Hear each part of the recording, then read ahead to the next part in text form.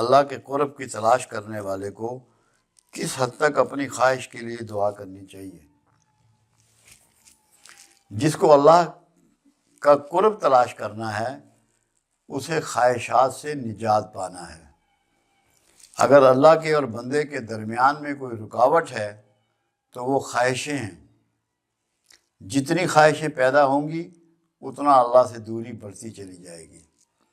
اللہ نے اپنے رسول صلی اللہ علیہ وسلم کے لیے یہاں تک کہہ دیا کہ محمد صلی اللہ علیہ وسلم اپنی خواہش نفس سے کوئی بات تک نہیں کرتے، جو ہم اسے کہتے ہیں وہ تم تک پہنچا دیتے ہیں۔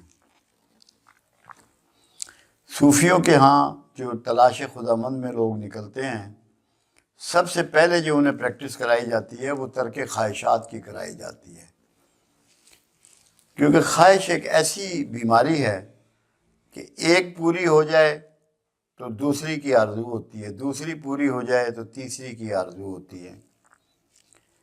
جب یہ کہا گیا کہ تصوف کا سفر یا اللہ کے قرب کا سفر نفی ذات سے ہے، جب آپ نے اپنی ذات کی نفی کر دینی ہے تو اپنی خواہشوں کا کیا وجود رہ جاتا ہے۔ خواہش کو تو یہاں تک ہے کہ آپ جنت کی بھی خواہش نہ کریں،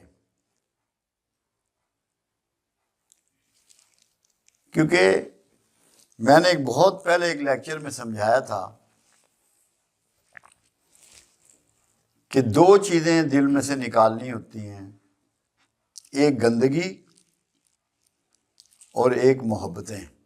گندگی کیا ہے؟ غصہ، نفرت، حسد، لالچ، ضد،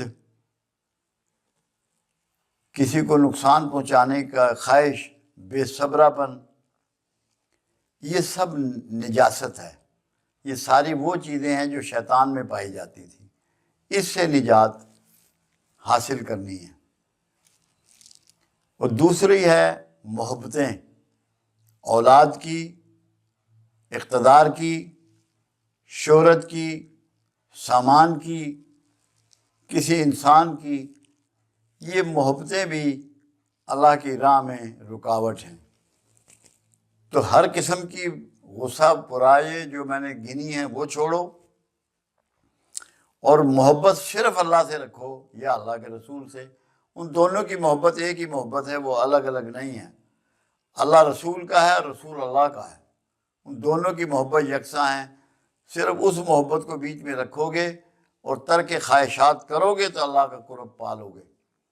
اگر خواہشات کی آرزو کرتے رہو گے اور دعائیں کرتے رہو گے ان کی قبولیت کی، تو ممکن ہے خواہشات تو پوری ہو جائیں مگر قرب الہی سے محروم رہو گے۔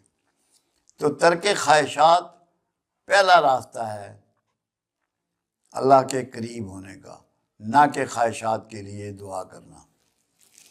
خود اللہ کے رسول صلی اللہ علیہ وسلم نے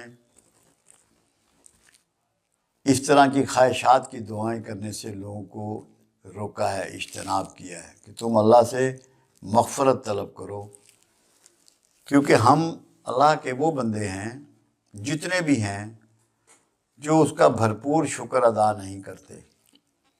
جب ہم اس کا بھرپور شکر ادا نہیں کرتے تو ہم ناشکروں میں داخل ہو جاتے ہیں، اور ناشکروں کے لیے دعا یہ ہے کہ اللہ سے معافی طلب کرے اور توبہ کو اپنی زندگی میں داخل کرے۔